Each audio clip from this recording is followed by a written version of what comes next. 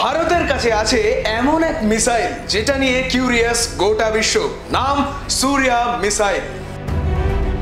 কিন্তু প্রশ্ন হলো, এই সূর্যা মিসাইল কি আদতে সত্যিই রয়েছে নাকি এটি শুধুই একটি রিউমার?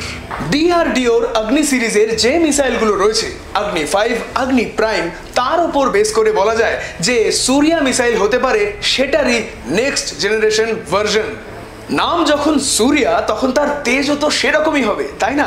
অ্যাজ পার সোর্সেস এই সূর্যা মিসাইলের রেঞ্জ হতে পারে প্রায় 12,000 কিলোমিটার থেকে 18,000 কিলোমিটার। মানে ইন্ডিয়া থেকে ফায়ার করলে লন্ডন, নিউ ইয়র্ক এবং বেজিং ঘুরে প্রায় গোটা বিশ্ব ঘুরে আসতে পারে। এক্সপার্টদের মতে এই মিসাইলে থাকতে পারে MIRV টেকনোলজি, যেই টেকনোলজির সাহায্যে এক মিসাইল থেকে মাল্টিপল নিউক্লিয়ার ওয়ারহেড বেরিয়ে আলাদা আলাদা টার্গেটকে স্ট্রাইক করার ক্ষমতা রাখে। এখন প্রশ্ন হচ্ছে, এই মিসাইল ঠিক কতটা থ্রেটনিং? দেখুন, সূর্যা মিসাইল যদি ভারতের কাছে তৈরি হয়ে গিয়ে থাকে তাহলে তা ভারতকে দেবে গ্লোবাল ডিটারেন্স পাওয়ার। মানে কোনো এনিমি কান্ট্রি অন্তত একবার হলেও চিন্তা করে দেখবে ভারতকে অ্যাটাক করার আগে।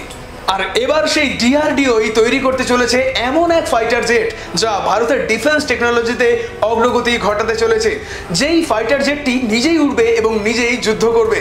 ইতিমধ্যে ডিআরডিও কমপ্লিট করেছে ফিউচারিস্টিক আনম্যান্ড ফাইটার এয়ারক্রাফটের ডিজাইন রিভিউ, আর এখন চলছে উইন্ড টানেল টেস্টিং ফেজ, যেখানে stealth design, AI navigation system এবং স্পিডের উপর পরীক্ষা নিরীক্ষা চলছে। সমস্ত কিছু টেস্টিং ফেজ পেরিয়ে সবকিছু ফাইনালাইজ হলে এটাই হতে পারে আমাদের ফাইটার জেটসের এক লয়াল উইংম্যান।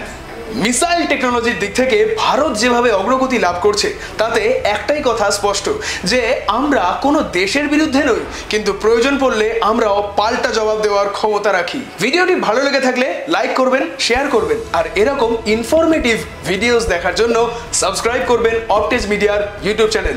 দেশের প্রতি ভালোবাসা জানিয়ে নিশ্চয়ই কমেন্ট করবেন। জয় হিন্দ, জয় ভারত।